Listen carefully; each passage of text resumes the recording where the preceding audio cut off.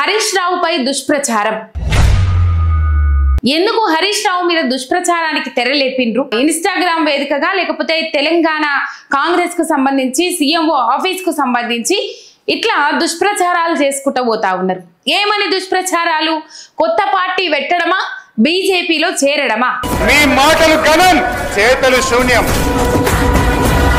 6 గ్యారెంటీలకు ఏమైందో కానీ 7వ గ్యారెంటీ మాత్రం అధ్వానమైనటువంటి గతి పట్టింది అధ్యక్ష. హరీష్ రావును టార్గెట్ ఎందుకు చేసిండ్రు? హరీష్ రావు మీద దుష్ప్రచారం ఎందుకు చేసుకుంటూ పోతుండ్రు అనే దానికి నేను సమాధానాలు ఇస్తా. మీరు కొన్ని వీడియోలు చూడండి. అరే ఆగండి బై. అరే what is this? I have all record with me. Right, చూసిండ్రు కదా, ఇప్పుడు అర్థమైందా?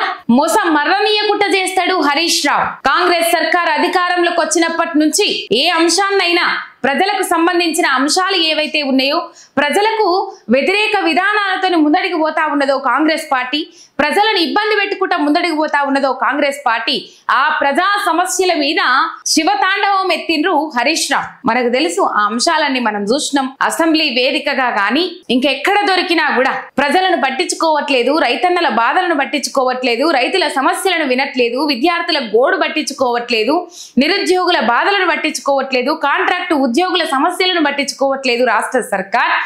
ఇసొంటి అంశాలు ఏవైనా ట్రబుల్ షూటర్ గా హరీష్ రావు ఉంటారు, అసెంబ్లీ టైగర్ అంటారు హరీష్ రావును. ఇది కాంగ్రెస్ వాళ్ళు కూడా ఒప్పుకోవాల్సిన అంశం. ఎందుకంటే నిలబెట్టి గల్లాబట్టి నిలదీసినంత పని చేస్తారు హరీష్ రావు. ఇది ఎక్కువగా పొగడడం కాదు, ఇది వాస్తవమైన ముచ్చట, వాస్తవానికి దగ్గరగా ఉన్న ముచ్చట. ఎన్నోసార్లు మనం చూసినాం, అసెంబ్లీ వేదికగానే మనం చూసినాం. ఇప్పటిదాకా నేను ప్లే చేసిన వీడియోలలో, మీరు చూసిన వీడియోలలోనే మీకు కొన్నిటికి సమాధానాలు దొరుకుతాయి. మేము అధికారంలోకి వస్తే 2 లక్షల ఏకకాల రుణమాఫీ చేస్తామని చెప్పి డిసెంబర్ 9 తారీఖు నాడు 2 లక్షల ఏకకాల రుణమాఫీ మీద సంతకం పెడతా అన్నాక కూడా డిసెంబర్ దాటిపాయ, జనవరి, ఫిబ్రవరి, మార్చ్, ఏప్రిల్, మే, జూన్, జూలై వచ్చినా కూడా ఆ రుణమాఫీ మీద అసలు ప్రస్తావన లేదు, ఊసు లేదు. రేవంత్ రెడ్డి సర్కార్, కాంగ్రెస్ నాయకులు రుణమాఫీ చేయకపోతే, మీరు గనక ఈ 15 ఆగస్టు లోపు రుణమాఫీ చేయకపోతే రాజీనామా చేస్తావా రేవంత్ రెడ్డి అని చెప్పేసి సవాల్ ఇచ్చిండ్రు హరీష్ రావు. అంతకంటే ముందుగానే రుణమాఫీ ఎందుకు చేస్తలేరని అంటే, ఈ దేవుని మీద ఒట్టు, ఆ దేవుని మీద ఒట్టు, కొమరెల్లి మల్లన్న మీద ఒట్టు, సమ్మక్క సారలమ్మల మీద ఒట్టు అని చెప్పేసి ఒట్టేసుకుంటా 15 ఆగస్టు లోపు 2 లక్షల ఏకకాల రుణమాఫీ చేస్తా అని చెప్పేసి హరీష్ రావు సవాల్ ఇసిరేదాకా కూడా రుణమాఫీ ప్రస్తావన తీసుకురాలి, రుణమాఫీ అంశం తెర మీదకి తీసుకురాలి రేవంత్ రెడ్డి సర్కార్. హరీష్ రావు సవాల్ ఇసిన తర్వాత ఆ కొద్దో గొప్ప మందికి రుణమాఫీ చేసుకుంటూ పోయింది కాంగ్రెస్ సర్కార్. చేసిన కుప్ప గింతుంటే చెయ్యని కుప్ప గింత చేసినాక కూడా, రుణమాఫీ చేసినాక కూడా మొన్న అసెంబ్లీలో చూసినాం మనం. పేర్లతోని సహా ఎంతమందికి రుణమాఫీ కాలేదు, 2 లక్షల లోపటున్న వాళ్ళకి ఎంతమందికి రుణమాఫీ కాలేదు, 2 లక్షల మీదున్న వాళ్ళకి ఎంతమందికి రుణమాఫీ కాలేదు, అసలు 2 లక్షల మీదున్న వాళ్ళ రుణమాఫీ ముచ్చట పట్టించుకోలేదు, 2 లక్షల మీదున్న వాళ్ళ పైసలన్నీ కట్టిపించుకొని ఇలా వాళ్ళు కట్టినాక కూడా వాళ్ళకి రుణమాఫీ చేయలేదని చెప్పేసి అసెంబ్లీ సాక్షిగా రుణమాఫీ కాని రైతుల కోసం ప్రశ్నించిండ్రు హరీష్ రావు. కాంగ్రెస్ సర్కార్ కు మోసం మర్రనీయకుట్ట చేసిండ్రు హరీష్ రావు. ఆటో డ్రైవర్ల సమస్యల మీద ప్రశ్నించిండ్రు, ఆటో డ్రైవర్ల సమస్యలు ఎత్తి చూపిండ్రు. ఫ్రీ బస్సుతోని ఏదైతే ఆటో డ్రైవర్ల బతుకులు ఛిద్రమైనయో, ఆటో డ్రైవర్ల బతుకులు ఆగమైనయో వాళ్ళ కోసం గొంతెత్తిండ్రు హరీష్ రావు. రైతు భరోసా పైసల కోసం అసెంబ్లీని బైకాట్ చేసి, వాకౌట్ చేసి, అసెంబ్లీ నుంచి బ్యాడ్జీలు ధరించి ప్లకార్డులు పట్టుకొని నిరసన తెలుపుకుంటా బయటకు వచ్చిండ్రు హరీష్ రావు. ఇట్లాంటి అంశాలు చెప్పుకుంటా పోతే ఆసరా పింఛన్లైనా, అవ్వా తాతలకు అండ అయినా, కళ్యాణ లక్ష్మి అయినా, షాదీ ముబారక్ అయినా, సీఎం రిలీఫ్ ఫండ్ అయినా, ఇట్లాంటి పథకాలు ఎన్నో అటకెక్కిచ్చింది రాష్ట్ర సర్కార్, కాంగ్రెస్ సర్కార్. ఆ అటకెక్కిచ్చిన వాటిని నిగ్గదీసుకుంటా ప్రశ్నించిండ్రు, శివతాండవం ఎత్తిండ్రు హరీష్ రావు. సబ్జెక్టుతోని అల్లాటపా కాదు, సబ్జెక్టుతోని ఉత్తుత్తి మాటలతోని పొద్దెల్ల తీసినట్టు కాదు, ఉత్తుత్తి మాటలతోని చెప్పుడు కాదు, ఏదో 4 మాటలు చింతకాయ దులిపినట్టు దులిపేస్తే అయిపోతుంది అని చెప్పినట్టు కాదు. 4 మాటలు మేము విసిరేస్తాము, బీఆర్ఎస్ ప్రభుత్వం మీద ఏదైతే బీఆర్ఎస్ ప్రభుత్వం ఏలుబడి చేసిందో బీఆర్ఎస్ ప్రభుత్వం మీద నిందలేస్తాము అని చెప్పేసి చెప్పిండ్రో. అసెంబ్లీ వేదికగా 7 లక్షల కోట్ల అప్పు చేసింది బీఆర్ఎస్ సర్కార్ 1,00,000 కోట్ల రూపాయల కాళేశ్వరం ప్రాజెక్టు మొత్తం మీద 1,00,000 కోట్ల రూపాయల అవినీతి జరిగింది, అవినీతి చేసింది బీఆర్ఎస్ సర్కార్ అని చెప్పేసి మొత్తుకుంటా ఉంటే కాంగ్రెస్ నాయకులకు చెంప పెట్టు లాంటి సమాధానము విత్ లెక్కలతోని సహా ముందడ పెట్టిండ్రు హరీష్ రావు కదా. మరి ఇన్ని విధాలుగా మోసమర్రనీయకుట్ట చేస్తే, ఇన్ని విధాలుగా ఇబ్బంది పెట్టే ప్రయత్నం చేస్తే, ఇన్ని విధాలుగా ప్రజలకు అండగా ప్రజలతోని మమేకమై ప్రజలతోని వాళ్ళ బాధలను తన బాధలుగా భావించి వాళ్ళ సమస్యల పరిష్కారానికి పాటుపడే వ్యక్తి ఇలా మరి అసొంటి వ్యక్తి మీద కాకుంటే ఎసొంటి వ్యక్తి మీద వేస్తారు నిందలు, అసొంటి వ్యక్తి మీద కాకపోతే ఇంకెసొంటి వ్యక్తి మీద వేస్తారు. అసొంటి వ్యక్తిని సైడ్ చేయాలి, జనాలలో పలచన చేయాలనే చూస్తారు కదా. అగ్గో అదే పని చేస్తా ఉన్నది ఇలా కాంగ్రెస్ సర్కార్. మరి ఇప్పుడే ఎందుకు హరీష్ రావు మీద బురద చల్లే ప్రయత్నం చేస్తా ఉన్నారు, ఇప్పుడే ఎందుకు హరీష్ రావు మీద ఇట్లాంటి దుష్ప్రచారాలు చేస్తా ఉన్నారంటే అది అప్పటి నుంచే కొనసాగుతా ఉన్నది. ఎప్పుడైతే అసెంబ్లీ వేదికగా హరీష్ రావు ప్రశ్నించిండ్రో కరెంటు మీద మనం చూసినాం, 24 గంటల కరెంట్ వస్తుంది అని చెప్పినప్పుడు ఇప్పుడే పోదాం అసెంబ్లీ బయటకు, సభను కొద్దిసేపు ఆపి ఇప్పుడే పోదాం అసెంబ్లీ బయటకు, రోడ్డు మీద పోయేటోళ్ళని అడుగుదాం బట్టి విక్రమార్క గారు, ఎవరన్నా 10 గంటలకు 12 గంటలకు మించి కరెంట్ వస్తలేదు, ఎవరన్నా 24 గంటల కరెంట్ వస్తుందని చెప్తే అసెంబ్లీ నుంచి ఇప్పుడే ఇక్కడి నుంచి ఇట్లనే వెళ్ళిపోతా అని చెప్పిండ్రు, సవాల్ ఇసిరిండ్రు హరీష్ రావు. నిన్నటికి నిన్న కేసీఆర్ మీద అనుచిత వ్యాఖ్యలు చేసిండ్రు రేవంత్ రెడ్డి. బసవేశ్వర జయంతి సందర్భంగా 10వ తరగతి ఫలితాల సందర్భంగా అక్కడ సభ ఏర్పాటు చేస్తే ఆ సభ ఏదైనా సందర్భం ఏదైనా రేవంత్ రెడ్డిది టార్గెట్ ఒకటే, కేసీఆర్ను తిట్టాలి, బీఆర్ఎస్ పార్టీని తిట్టాలి, బీఆర్ఎస్ పార్టీని దూషించాలి, అప్పుల కుప్ప చేసిండ్రు కేసీఆర్ హయాంలో అని చెప్పేసి తప్పించుకోవాలి ఇచ్చిన హామీల నుంచి. ఇత్తమన్న 6 గ్యారెంటీలు ఏమైనాయి, ఇలా ఏ గ్యారెంటీ ఆగిపోయిందని చెప్పేసి మాట్లాడుతున్నావు రేవంత్ రెడ్డి. ఏవి ఆగిపోలేదో చెప్పు, ఆగకుండా ఎవ్విస్తున్నావో చెప్పు. కళ్యాణ లక్ష్మి, తులం బంగారం అంటివి, 2500 అంటివి, దళిత బంధు ఏమైంది, చేపల పంపిణీ ఏమైంది, గొర్రెల పంపిణీ పథకం ఏమైంది, బీసీ బంధు ఏమైంది, దళిత బంధు ఏమైంది, ఇవన్నీ అటకెక్కినాయి, ఇవన్నీ ఆగిపోలేదా అని చెప్పేసి ప్రశ్నిస్తే కాంగ్రెస్ వాళ్ళ దగ్గర సమాధానం లేదు. మాట్లాడడానికి ప్రెస్ మీట్ పెట్టడానికి అవకాశం లేకున్నా కూడా ట్విట్టర్ వేదికగా ట్వీట్ చేస్తే అవి సురుకలు అంటించినట్టు అయింది రేవంత్ రెడ్డికి.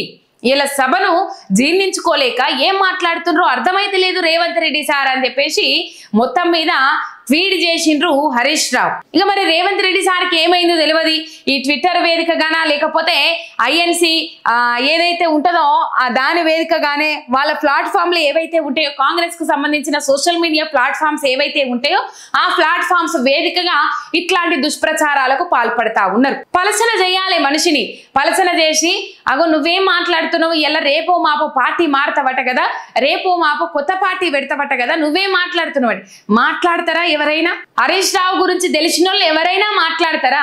ఎవ్వరు మాట్లాడలేరు. 6 సార్లు శాసనసభ్యులుగా ఎన్నికైండ్రు, 2 సార్లు మంత్రి పదవి బాధ్యతలు స్వీకరించిండ్రు, మొన్న కూడా ఎమ్మెల్యేగా గెలిచిండ్రు, సిద్దిపేట ఎమ్మెల్యేగా కొనసాగుతా ఉన్నారు. ప్రజలతోని మమేకమై ప్రజల సమస్యలను పట్టించుకుంటా ఎటేటేం ప్రజా సమస్యలు ఇటు ప్రతిపక్షాన్ని నిలదీసి అడుగుతా ఉన్నారు హరీష్ రావు.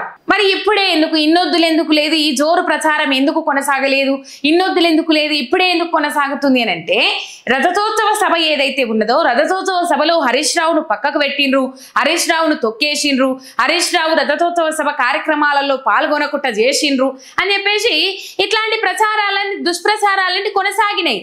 ఇక ఆయన ఇంకొకటి, వీళ్లకు కాంగ్రెస్ పార్టీ నాయకులకు అన్నీ అయిపోయినాయి, ఇంకేమీ లేవు. హైడ్రా అయిపోయింది డైవర్షన్, మూసి పునరుద్ధరణ అయిపోయింది డైవర్షన్, ఫార్ములా ఈ కార్ రేస్ అయిపోయింది డైవర్షన్, ఫోన్ ట్యాపింగ్ వ్యవహారం అయిపోయింది డైవర్షన్. ఇట్లా ఏదైనా 6 గ్యారంటీల గురించి అడుగుదామన్నప్పుడు ఇన్ని రోజులు అందరూ వాళ్ళు డైవర్షన్ చేయాల్సిన అవసరం లేదు, కేసీఆర్ సభ కోసం ఎదురు చూసిండ్రు తెలంగాణ జనాలందరూ. ఇప్పుడు కాంగ్రెస్ పార్టీ మీద పడతారు, ఏమైనా 6 గ్యారంటీలు అమలు కాకపోయి అని చెప్పేసి పడతారు. ఇప్పుడు ఇంకా మెయిన్ డైవర్షన్ కావాలి, మన దాంట్లో మనం డైవర్షన్ చేసుకుంటూ పోతే కుదరతలేదు. బీఆర్ఎస్ పార్టీ నాయకులని ఒకరిని ఎంచుకొని జనాల దృష్టి అటువైపు మళ్ళిద్దాం, డైవర్షన్ చేద్దామని చెప్పేసి ఇక్కడ ఒక కార్యానికి పూనినట్టు కనబడతా ఉన్నది కాంగ్రెస్ నాయకులు. మరి హరీష్ రావుని ఎందుకు ఎంపిక చేసుకున్నారు, వేరే వాళ్ళు ఉన్నారు కదా అని అంటే ఈ రథోత్సవ సభలో ఏదైతే పేకుడు ప్రచారాలన్నీ నడిచినాయో హరీష్ రావును దూరం పెట్టిండ్రు, హరీష్ రావును పక్కకు పెట్టిండ్రు, సభలలో పాల్గొనేటట్టు చేయలేదు అని చెప్పేసి ఇక్కడ ఎన్ని ఇంటర్వ్యూలు ఇచ్చినా అటు కేటీఆర్ ఇటు హరీష్ రావు ఒక కంక్లూజన్ ఇచ్చుకుంటూ వచ్చిండ్రు. 2029లో సీఎంగా కేసీఆర్ను చూడడమే మా ముందున్న లక్ష్యము, మళ్ళా కేసీఆర్ను అధికారంలోకి బీఆర్ఎస్ పార్టీని తీసుకురావడమే మా ముందున్న లక్ష్యము. అవన్నీ వార్తలు లేక రేటింగ్స్ కోసం రాసుకుంటున్నారు తప్ప అవి పుకార్లే తప్ప అందులో నిజం లేదు, వాస్తవం లేదు. ఎవరైనా సీనియర్ మోస్ట్ జర్నలిస్ట్ని అడుగుండ్రి మీరు చెప్తారు. ఇసొంటి వార్తలు ఇసొంటి గాసిప్స్ ఎట్లా లేపుతారంటే ఏం వార్తలు లేనప్పుడు, సోషల్ మీడియా మొత్తం డౌన్ ఉన్నప్పుడు, మంచిగా వండి వార్చడానికి ఎటువంటి వార్తలు లేనప్పుడు ఇగో ఇసొంటి వార్తలు రాసుకుంటూ వస్తారు. వాళ్ళకు పాటనా అని చెప్పేసి కొంతమంది సీనియర్ మోస్ట్ జర్నలిస్టులు మాట్లాడతారు. మీరు అడగండి, కావాలంటే ఎవరన్నా డౌట్ అనుమానం ఉన్నోళ్ళు అడగండి. మెయిన్ డైవర్షన్ లో భాగమే ఇదంతా, ఏమీ లేదు, అంత దుష్ప్రచారము. ఇలా కేసీఆర్ రథోత్సవ సభకు హరీష్ రావు పక్కకు పెట్టిండ్రు, హరీష్ రావును పక్కకు పెట్టిండ్రు అనే దద్దమ్మలు, మేధావులు, సన్నాసులు వినాలి. ఏం వినాలి?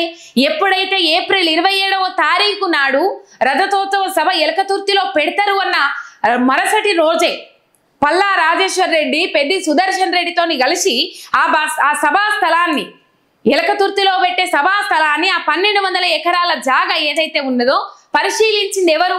ముదుగాలు పోయింది ఎవరు? హరీష్ రావు కాదా? అక్కడ సభా సమావేశాలు పర్యవేక్షించి మొత్తం మీద ఆ సభకు సంబంధించిన అంశాలను పరిగణలోకి తీసుకొని ఏదైతే బాగుంటది, ఎట్లయితే బాగుంటది అని చెప్పేసి ముదుగాల పోయి చూసి వచ్చింది హరీష్ రావు కాదా? ఇలా వీడియోలు ఉన్నాయి. ఎవరు పోకముందే హరీష్ రావు పోయిండ్రు కదా పల్లా రాజేశ్వర్ రెడ్డితోని. ఇగో చూడండి, సభా స్థలాన్ని పరిశీలించొచ్చిండ్రు. కనబడుతున్నాయి ఆ వీడియోలు. పెద్ది సుదర్శన్ రెడ్డి, పల్లా రాజేశ్వర్ రెడ్డి మ్యాపు అదంతా ఎట్లేస్తే బాగుంటది, ఏం కథ, ఏ విధానంతో ముందడుగు పోతే బాగుంటది అని చెప్పేసి పెద్ది సుదర్శన్ రెడ్డి, పల్లా రాజేశ్వర్ రెడ్డి ఇలా కనబడతలేరా? ఉమ్మడి వరంగల్ జిల్లా వ్యక్తులే కదా వీళ్ళందరూ, ఉమ్మడి వరంగల్ జిల్లా ప్రతినిధులే కదా వీళ్ళందరూ. ఎర్రబెల్లి దయాకర్ రావు వీళ్ళందరూ కనబడతలేరా? ఈ సభా స్థలాన్ని పరిశీలించి వచ్చిందే మొట్టమొదటిసారిగా హరీష్ రావు కదా. ఇలా హరీష్ రావును పక్కకు పెట్టిండ్రు, హరీష్ రావును దూరం పెట్టిండ్రు అనే మేధావులు ఇది వినాలే. ఎట్లా దూరం పెట్టినట్టు అవుతుంది అంటే వార్త కోసం ఏదైనా రాస్తారు, వడ్డించడం కోసం ఏదైనా రాస్తారు, మీ రేటింగ్స్ కోసం ఏదైనా రాస్తారు, ఏదైనా తిప్పుతారు. ఇక వాళ్ళేదేమో వాళ్ళ కథ వాళ్ళకున్నది. అదే రోజు ఒక పత్రికల హరీష్ రావును దూరం పెడతాండ్రు, హరీష్ రావును పక్కకు జరుపుతాండ్రు. దూరం పెట్టేటోళ్ళు ఎవరు, పక్కకు జరిపేటోళ్ళు ఎవరు? వారికంటూ ఒక ప్రత్యేకత ఉన్నది. తెలంగాణ రాష్ట్ర రాజకీయాలలో బీఆర్ఎస్ పార్టీలో కావాల్సుకొని ప్రాపగండ లేపడము, కావాల్సుకొని దుష్ప్రచారం లేపడం తప్ప ఇంకేమీ లేదు. ఎందుకు హరీష్ రావుని అజ్జేయాలి, ఎందుకు హరీష్ రావుని టార్గెట్ చేయాలి అనే దానికి ఆన్సర్ ఇది. ఏదైతే చిన్నగా నిప్పులాగా రాజేసిండ్రో దాన్ని పెద్దగా చెయ్యాలి మనము. అందులో వాస్తవం లేకున్నా అబద్ధాన్ని పదే పదే పదే వండి వార్చాలి అని చెప్పేసి నిర్ణయం తీసుకొని ఇట్లాంటి గాసిప్స్ ప్రచారానికి తెరలేపుతా ఉన్నారు. చూడండి, అక్కడ పోయి పరిశీలించొచ్చిందే ముందుగాల హరీష్ రావు కదా, మ్యాప్ తోని సహా పెద్ది సుదర్శన్ రెడ్డి, పల్లా రాజేశ్వర్ రెడ్డితోని అక్కడున్న వరంగల్ నాయకులతోని పోయి పరిశీలించొచ్చిందే హరీష్ రావు కదా. చూడొచ్చు మీరు, ఎవరు పోకముందే. ఏమీ లేదు. రైతులకు రుణమాఫీ కాలేదంటే హరీష్ రావు ప్రశ్నిస్తారు. రైతులకు రైతు భరోసా రాలేదంటే తువ్వాళ్ళ ఇటుక బిడ్డ పెట్టి కొట్టినట్టు హరీష్ రావు ప్రశ్నిస్తారు. విద్యార్థులకు అన్యాయం జరిగింది, గురుకుల విద్యార్థులకు ఫుడ్ పాయిజన్లు అయినాయి అంటే హరీష్ రావు ముందుగా స్పందిస్తారు. మర్రనీయకుట చేస్తారు. ప్రభుత్వ వైఫల్యాలను ఎత్తి చూపెడతారు. దాదాపు బీఆర్ఎస్ నాయకులు అందరూ అట్లనే ఉన్నారు. కాకపోతే హరీష్ రావు మీద ఇట్లాంటి బురద చల్లడానికి ఈ కార్యక్రమం ముంగడ పెట్టుకోవడానికి నేను కారణాలు చెప్తున్నా. మెయిన్ గా రైతులకు రైతు రుణమాఫీ కాలేదంటే హరీష్ రావు, రైతులకు రైతు భరోసా రాలేదంటే హరీష్ రావు, కళ్యాణ లక్ష్మి చెక్కులు అందలేదంటే హరీష్ రావు, అవ్వతాతలకు ఆసరా పెన్షన్ అందలేదంటే హరీష్ రావు, 6 గ్యారంటీలు అటకెక్కిచ్చిరంటే హరీష్ రావు, బీఆర్ఎస్ ప్రభుత్వం మీద నిందలేస్తా ఉన్నారు. అప్పుల కుప్ప అని చెప్పేసి బదనాం చేస్తా ఉన్నారు. తాగు నివేదికలతో సహా లెక్కలన్నీ 7 లక్షల కోట్ల రూపాయల అప్పు అని చెప్పేసి బదనాం చేస్తే కాగు నివేదికలతో సహా 3 లక్షలన్నరనే అప్పు అని చెప్పేసి అసెంబ్లీ వేదికగా హరీష్ రావు కుండ బద్దలు కొడతారు.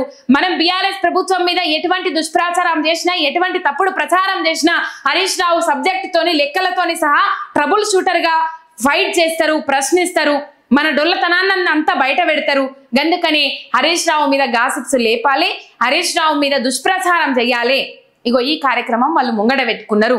మొత్తం మీద ఇది ఆటో డ్రైవర్ల సమస్యలైనా, మహిళల సమస్యలైనా, రైతన్నల సమస్యలైనా, ధాన్యం కొనుగోలు చేయకపోయినా, పంట నష్టపరిహారం రాకపోయినా, రైతులకు రైతు రుణమాఫీ చేయకపోయినా, ఇట్లాంటి అంశాల మీద ముందుగా ఉంటది గొంతు, అందరిది ముందుగా ఉంటది. కొంచెం తువ్వాళ్ళ ఇటుక బిడ్డ పెట్టి కొట్టినట్టు ప్రశ్నిస్తారు హరీష్ రావు. అందుకని ఇలా ఈ దుష్ప్రచారం అంతకు మించి ఏమీ లేదు ఇక్కడ.